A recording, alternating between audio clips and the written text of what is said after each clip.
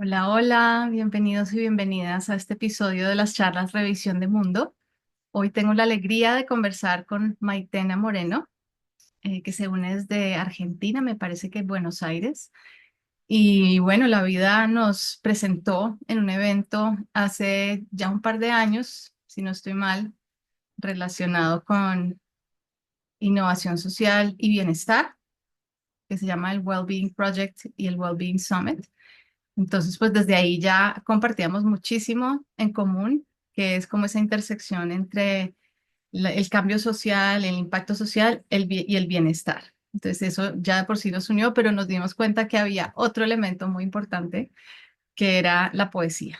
Entonces, Maite es poeta y además de eso hace muchísimas otras cosas. Y pues me encanta invitarte porque tú traes una perspectiva y una cosmovisión muy valiosa en hacer puente entre estas distintas maneras de percibir, de ver, de sentir. Así que bienvenida, Maite. ¿Cómo te quisieras presentar el día de hoy? Ay, muchas gracias por la invitación. Ahí acepté, no sé si ya se estaba grabando.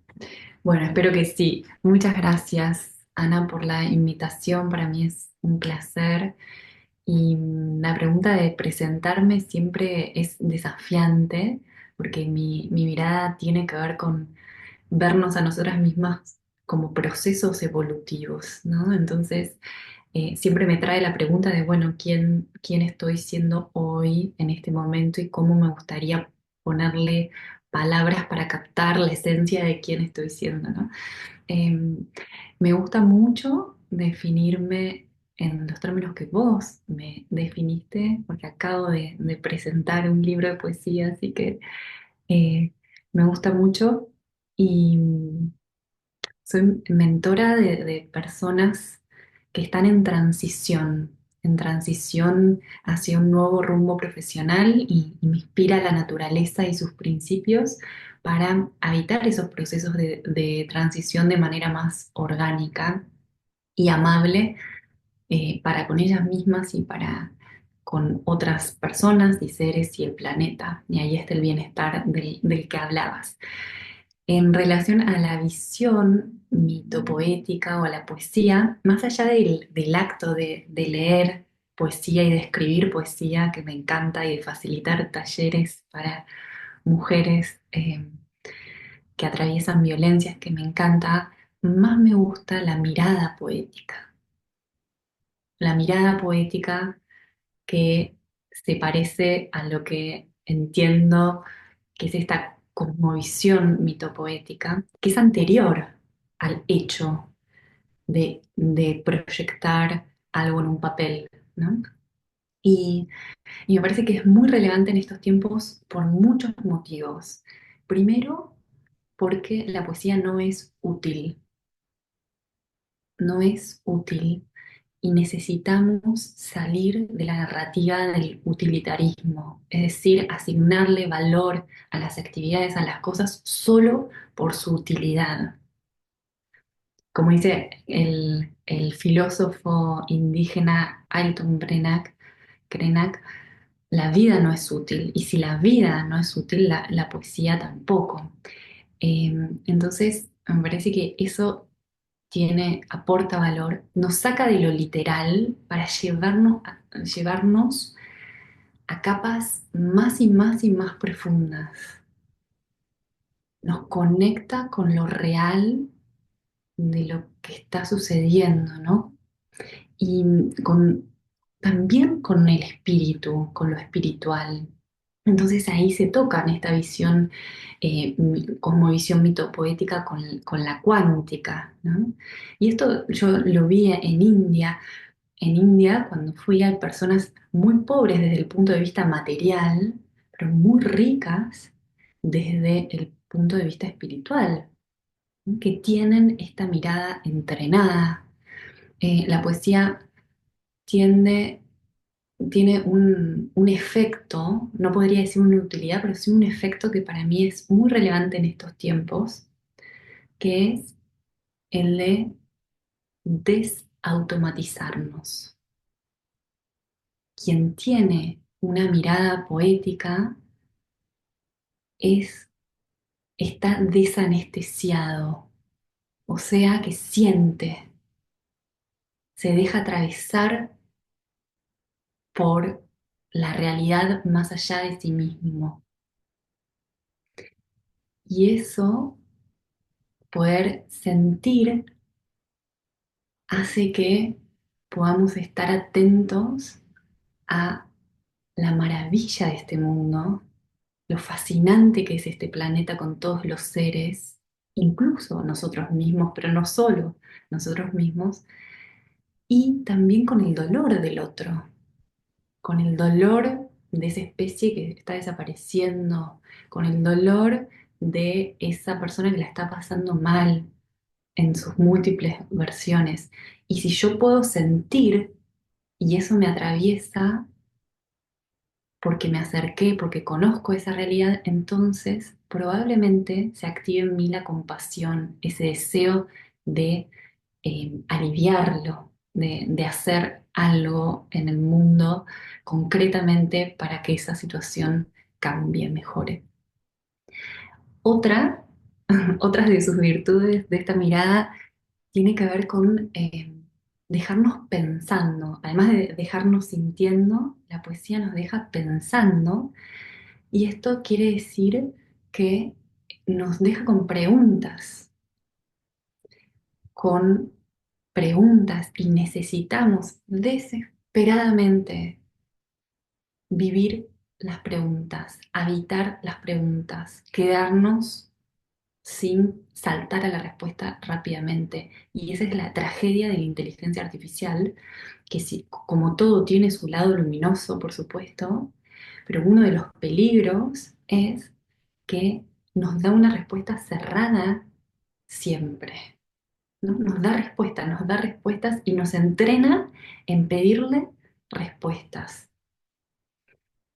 Y necesitamos sostener las preguntas porque con la pregunta abrimos el portal de la creatividad y abrimos el portal de la imaginación.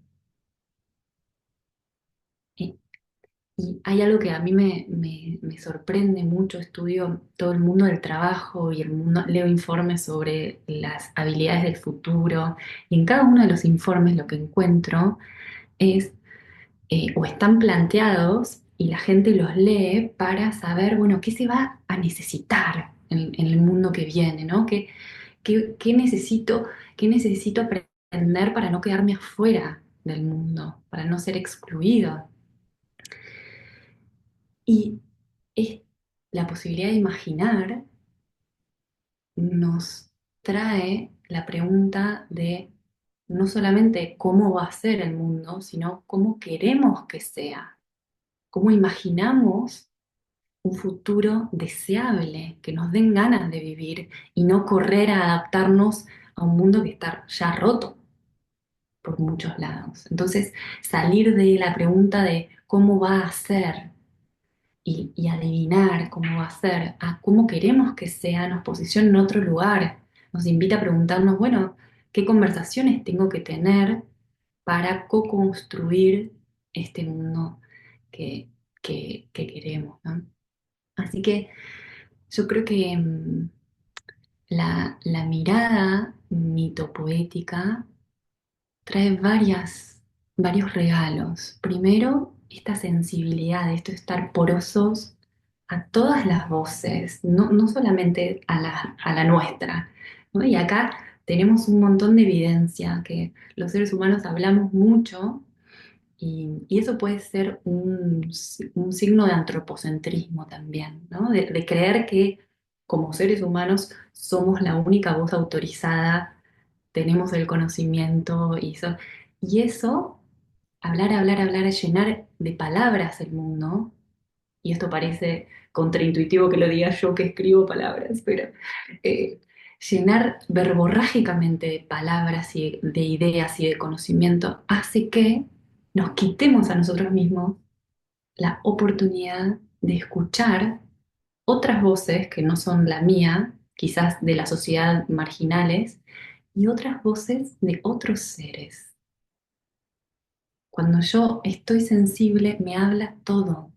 Me habla el árbol, me habla la tierra sin semillas todavía o que no vi semillas.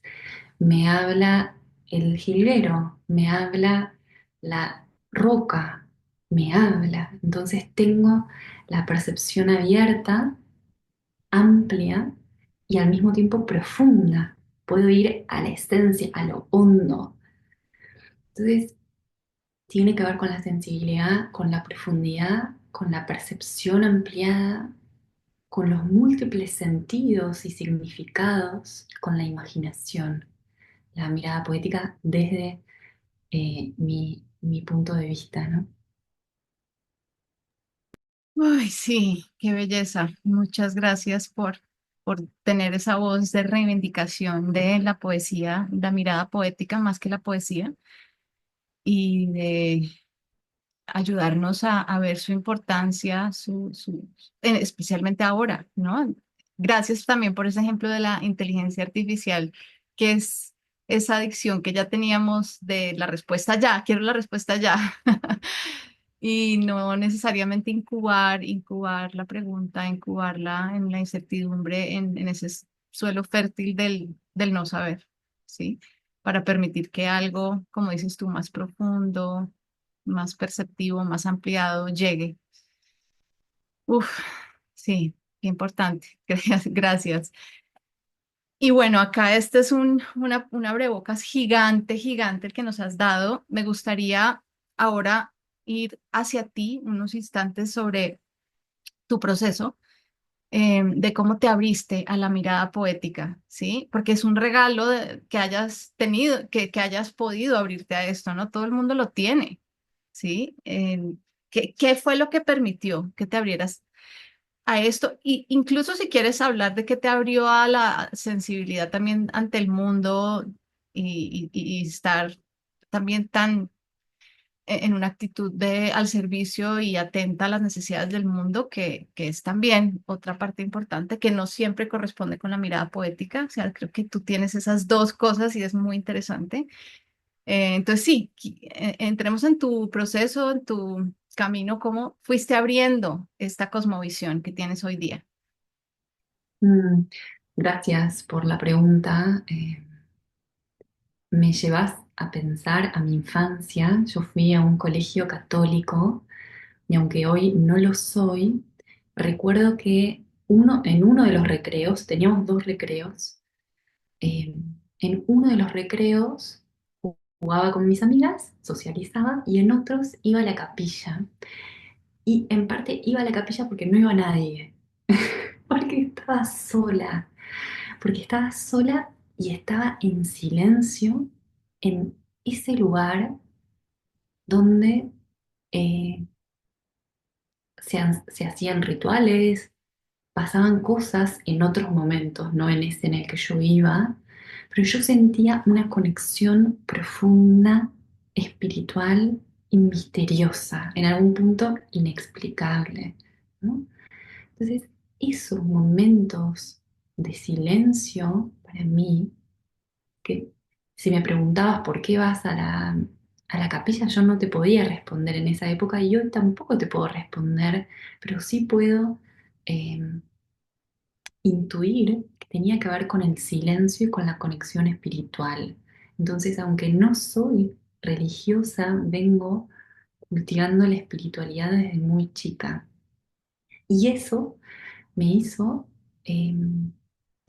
preguntarme por la profundidad, por lo esencial, por la raíz, por ir al hueso, le decimos acá en Argentina, ¿no? Como eso, como de hecho hoy lo que hago de acompañar a personas a clarificar o aclarar el rumbo profesional inspirado en la naturaleza, que me lleva a entender la naturaleza o a buscar respuestas ahí, tiene que ver con eso. Me pregunto, bueno, ¿cómo funciona la vida? Mi tema es la vida en general. Y no solamente la vida humana de Maite, sino la vida, otras formas de vida. Entonces, siempre tuve esa curiosidad que se fue manifestando de diferentes formas, pero muy, muy vívida, muy despierta, esa curiosidad por la vida desde sus profundidades. Y en la infancia también, hace poco recordé una anécdota simpática, que es que cuando iba a jugar a la casa de mis compañeros y compañeras y amigas, un momento también jugaba, por supuesto, porque era una niña, y, y me reservaba siempre un momento para hablar con su mamá, su papá o su abuela, con los mayores, con los adultos mayores. ¿Por qué? Porque había algo, intuitivamente había algo que yo quería aprender de ellos. Una sabiduría que olía ahí. Y, y me acuerdo que a los 12 años se mudó enfrente de mi casa una profesora de guitarra. Y entonces dije, ay, qué lindo sería aprender guitarra. Y fui 6 meses, aprendí 2 canciones a tocar en la guitarra. O sea que musicalmente lo podríamos jugar como un fracaso con todas las letras. Pero haciendo memoria, ahora de grande, digo, bueno, ¿qué pasaba que no aprendía a tocar la guitarra? Había algo que era mucho más importante para ella y para mí. Más importante para ella que enseñarme guitarra y más importante para mí que aprender guitarra. En su caso, estaba recién mudada a un pueblo chiquito, ella venía de una gran ciudad, tenía un hijo con discapacidad que no sabía a qué escuela mandar y no tenía red de apoyo, no tenía nadie con quien hablar. Y yo iba a tomar clases de guitarra. Y a mí, más que aprender a tocar la guitarra, me interesaba escuchar, poder ser compañía para esa persona y el proceso que estaba pasando, ¿no? Entonces, ese escuchar, y cuando digo escuchar, digo un escuchar ampliado, escuchar todo lo que habla, creo que está bien en la génesis de mi historia, ¿no? Y no es diferente a lo que fui haciendo a lo largo de la vida de mil formas diferentes y a lo que sigo haciendo. ¿Y la poesía cómo entró en tu, en tu ámbito, en tu campo de conocimiento? ¿Cómo fuiste sensibilizada específicamente a la poesía ya con este suelo fértil de la escucha y de la conexión y de la curiosidad de la espiritualidad y de los mayores, de la sabiduría, podríamos decir? Hmm. Eh, Fíjate que es re interesante. Yo no sabía ni que existía el género poesía. En mi colegio no es que nos formaron literariamente en estos géneros. Eh, Intuitivamente lo que fui haciendo era anotar en un cuaderno frases que yo escuchaba de autores y fragmentos de cosas que iba viendo por ahí, como una recolectora, una coleccionista de frases.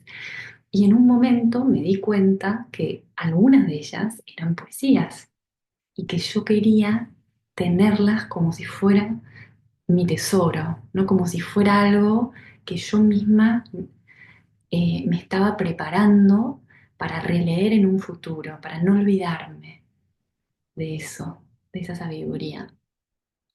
Y creo que parte de lo que me enamoró después, a partir de una amiga que es poeta y que trabaja mucho con poesía, ahí me fui metiendo, hice clases y bueno, tomé clases y empecé a escribir y me animé. eh, y encontré en este género todo lo que vengo contando y además eh, un ejercicio de escribir poesía que es el de economizar palabras. Y yo creo que, ¿por qué economizamos palabras en la poesía como género? Porque nos queremos quedar con lo esencial, porque queremos sacar lo que sobra y quedarnos con lo esencial, que a su vez eso, la buena poesía lo que tiene es que es corto, es un texto corto en general, pero muy contundente. Y leerlo nos abre un mundo. Si vos la lees, puede significar una cosa para mí, otra para... Y en diferentes momentos a mí misma puede significar diferentes cosas. Entonces me fui enamorando de, de eso, de la posibilidad de escribiéndola, leyéndola, maravillarme y conectarme con mis emociones también. La poesía me abrió la posibilidad de eh, habitar cada vez más cómoda, cada vez más canchera, diríamos acá, las diferentes emociones, incluso las más dolorosas, incluso las más desagradables para sentir. Entonces, leyendo poesía, yo me amigué con mi mundo emocional súper diverso y al mismo tiempo con escribirla con la posibilidad de hacer sentido de lo incomprensible que estaba viviendo adentro, de este mundo interno que muchas veces es incomprensible, muchas veces es caótico y muchas veces parece que no tiene ni principio ni final, ni no tiene... Y cuando lo escribimos hay algo, un efecto ordenador dentro del caos. No sé cómo explicarlo con palabras eh, así que es una de mis prácticas favoritas, ¿no? Que fui como saboreando de a poco. Tampoco es que hubo un hecho puntual que me abrió el mundo de la poesía, sino fue como un proceso muy, muy gradual y muy de olfato, ¿no? Y de seguir la intuición, de que ahí había un terreno fértil para desarrollarme, sobre todo personalmente. Mm. Qué hermoso y sí, sobre todo recalco, en un momento como en el que estamos, donde todo nos va llevando, así no queramos, a más aceleración, a más cosas, a más ruido, a más verborrea. Entonces es casi que, como tú lo describes, la poesía se vuelve casi que una terapia, o sea, y lo es. Sí, tal vez si nos puedas contar algunas prácticas que haces tú para preservar este tesoro. Yo ahora lo estoy viendo claramente que es un tesoro el cuidar la sensibilidad, ¿sí? Cuidar esta percepción ampliada, esta profundidad, esta multidimensionalidad, porque es que en cualquier momento la, nos automatizamos, como dijiste tú, facilísimo. ¿Sí? Porque esa es la gran cosmovisión de ahora, es la materialista que todo lo ve como una máquina, incluyéndonos. Ujú. Entonces, esto que de todo lo que estás hablando me parece que es un tesoro que debemos cuidar, preservar. ¿Cuáles son las formas en que tú personalmente cuidas ese tesoro interno de tu sensibilidad? Mm. Primero, diseñando mis días de manera tal que pueda pasar bastante tiempo en contacto directo con un ambiente natural. Es decir, pies sobre la madera, pies sobre el pasto, caminata entre árboles. Eso para mí es vital, es tan vital como alimentarme a través de la comida, ¿no? O sea, en ese nivel de prioridad está para mí un día en el que yo no puedo salir a caminar por el lugar donde estoy, que fue elegido conscientemente para, como territorio a habitar, es un día, no quiero decir trágico, para no sumarle melodrama, pero sí que no me gusta, ¿no? Porque siento que no me doy este regalo, que no me doy este tesoro, que es poner el cuerpo y con este poner el cuerpo, exponer a todos mis sentidos a este, este ambiente, ¿no? Que tiene tanto, tanto. Yo me río cuando la gente dice, no sé, estaba caminando por un campo en el medio de la nada. Yo digo, ¿cómo la nada? ¿Cómo la nada? Hay mucha vida ahí, ¿no? Es una expresión que usamos que refleja este antropocentrismo y materialismo del que veníamos hablando. Em, entonces, poder exponerme con el cuerpo para mí directamente, sensorialmente, facilita la conexión.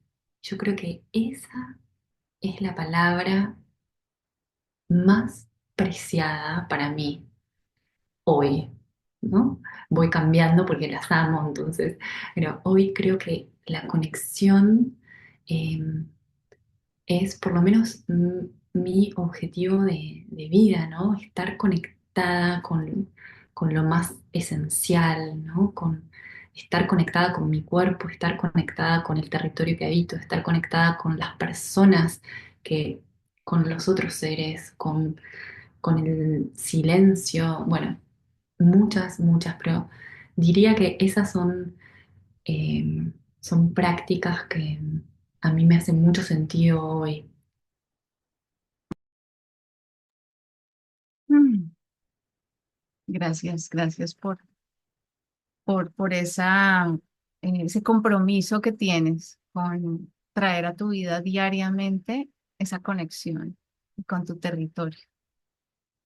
Es algo que, que muchas personas consideran que es el origen de la policrisis o la metacrisis en la que estamos en este momento. O sea, en el fondo de todas estas crisis sociales, ambientales, económicas, políticas, etcétera, de salud mental, está, según muchas personas, una desconexión fundamental con la naturaleza, ¿sí? Y que de ahí brota una cantidad de síntomas que estamos viendo hoy en día.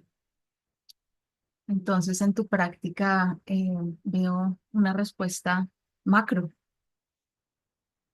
y me emociona poder compartir esta conversación y que más y más personas concienticemos y nos motivemos de al menos una vez a la semana, así no sea todos los días como tú, Maite, pero al menos una vez a la semana de salir y conversar con la naturaleza, porque eso es lo que yo recibo de tu energía, de lo que tus palabras es no solo estar ahí, sino conversar y permitir que te hable cada, o que te hablen más seres, ¿sí? Más elementos a esa parte nuestra que percibe más allá del lenguaje.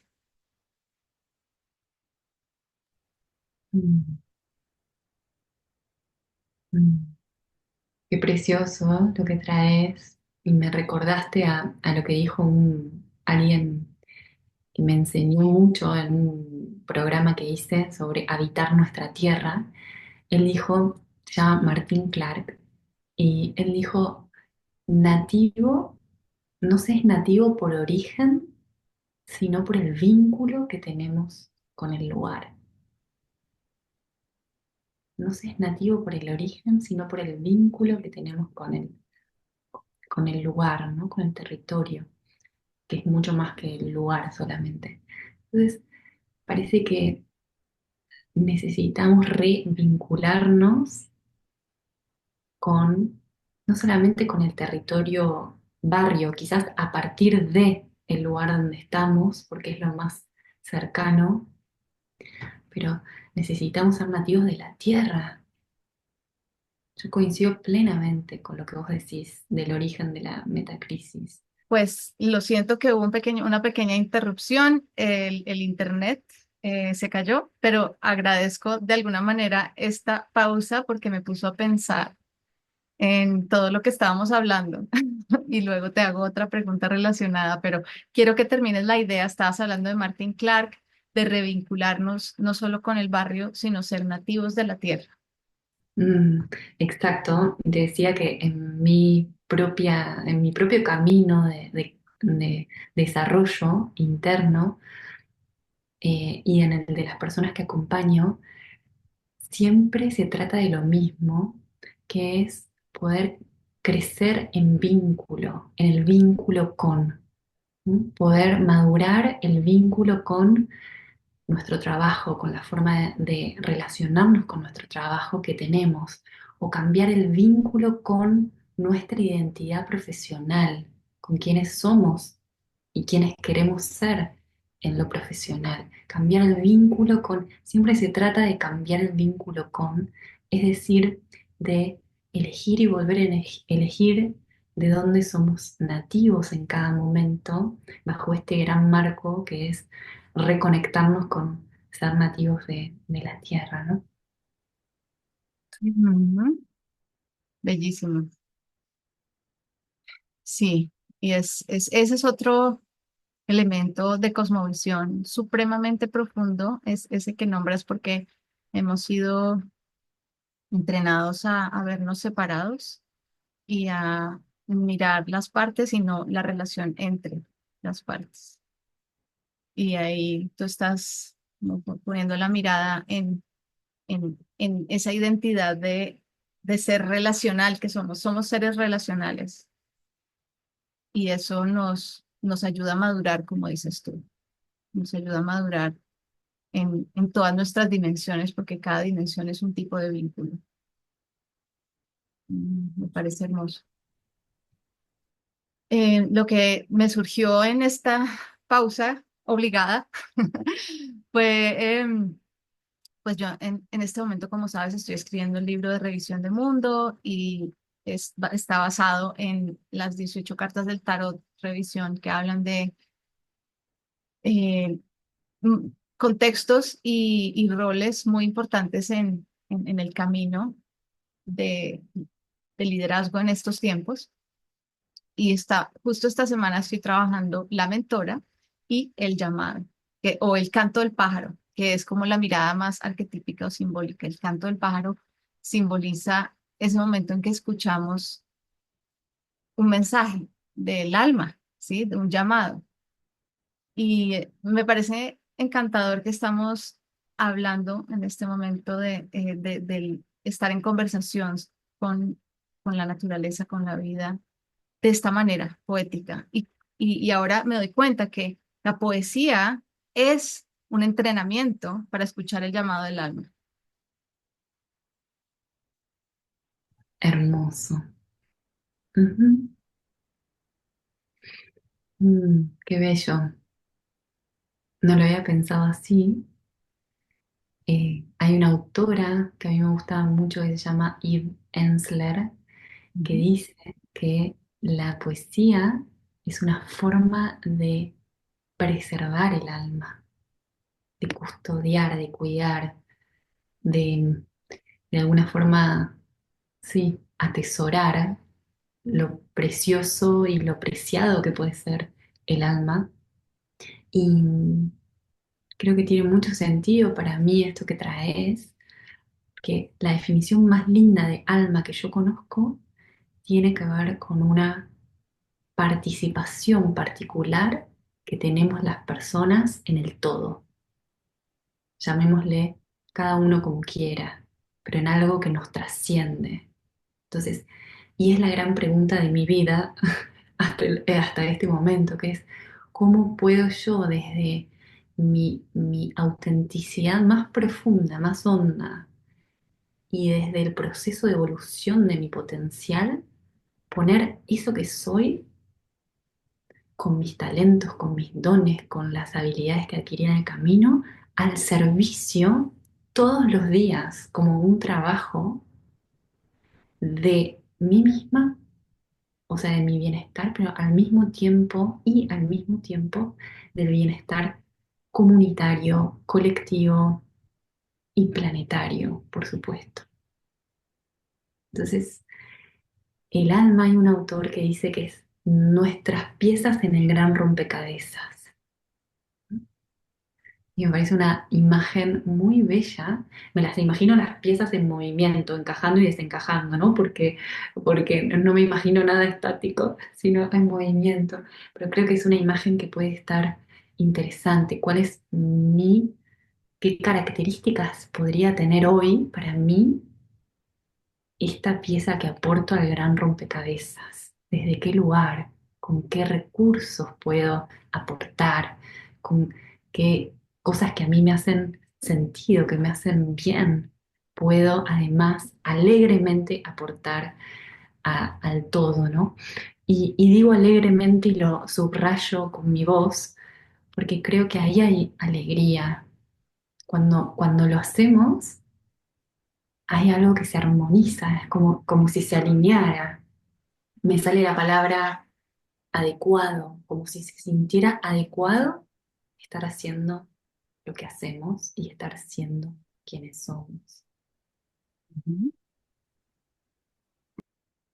Sí, y eso no es inmediato el encontrarlo, por eso es toda una labor de escucha, de sintonización, de prueba y error, hasta ir encontrándolo. Hay otras palabras de uno de mis guías o pues personas que leo, Bill Plotkin, dice que el alma es el nicho único que ocupo en el gran ecosistema. Es otra manera muy, o sea, muy parecida a la que tú dices y es eh, también una señal que estamos ahí, el estar en mayor vitalidad, ¿sí? El sentirnos fluir y en mayor conexión, como has dicho anteriormente. Maite, qué alegría esta conversación. Quisiera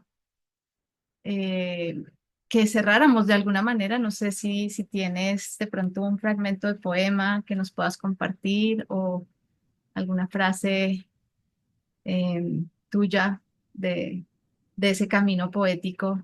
Es como lo que me queda como con ganas. Ay, qué linda. Bueno, em, creo que voy por dos, una más teórica y una más poética, porque ese también es mi alma, ¿no? Mi alma está integrada por esos mundos. La teórica es algo que dijo Jung, que es que la plenitud de la vida no se consigue a través de la perfección, sino a través de la integración. No a través de la perfección, sino a través de la integración. Y yo me animo a decir, ya que estás trabajando en las cosmovisiones, que creo que se necesitan cambios en todas las cosmovisiones. Ujú, Cambios también desde el punto de vista material, sin caer en el materialismo, ujú, cambios desde el punto de vista ecológico, mitopoético y cuántico. ¿Mm? ujú, Creo que hay trabajo por hacer en todas y en esa integración, en lo que seamos capaces de conseguir juntos como especie, en armonía, ojalá con otras, va a ser aportemos, ¿no? Y finalmente contribuyamos. Eso por un lado. Y por otro lado, quizás no lo tenía pensado, pero hay un fragmento, un poema de Mary Oliver que a mí me guía desde que lo leí, que dice, ¿puede uno conocer lo justo, lo sublime, lo bello, lo verdadero y no comprometerse a trabajar en su defensa? Yo no lo creo. mm, mm. Entonces, Ah, creo que desanestesiarnos y el conectar con lo justo, con lo sublime, con lo verdadero, finalmente nos hace hacer algo para cuidarlo, ¿no? Así que eso es lo que puedo compartir hoy. hermoso. Muchas, muchas gracias. Qué gran regalo esta conversación, no solo para mí, sino para todos los que van a escuchar y ver. Gracias de verdad por todo tu camino, por cuidar tu sensibilidad, por compartirla con nosotros, por ser puente entre distintos mundos y poner todos tus dones al servicio de algo tan preciado y importante en este momento, que es tanto la parte de orientarnos como de sensibilizarnos. Así que gracias de corazón. Gracias a vos por generar este espacio para que otras voces, además de la tuya, puedan hablar. Y eso me parece el acto mismo de que exista esto, este ciclo de charlas, me parece de generosidad y de democracia, te diría, ¿no? Poder llamar a otras voces. Así que habla también de vos y lo agradezco haber tenido el honor de ser una de ellas. Sé que hay muchas otras personas también. Gracias, Ana. Gracias, yo me siento privilegiada de que la vida me trae gente tan maravillosa como tú y pues te animo a ti y a las otras personas viendo que aprovechen estas charlas porque cada ser humano es un mundo maravilloso, así como Maite, cada uno son personajes increíbles y bueno, gracias también a este instrumento de mi intuición que sabe cómo traer esas almas maravillosas a mi vida. Así que de verdad, un abrazo grande y hasta la próxima. Mil gracias. Hasta la próxima.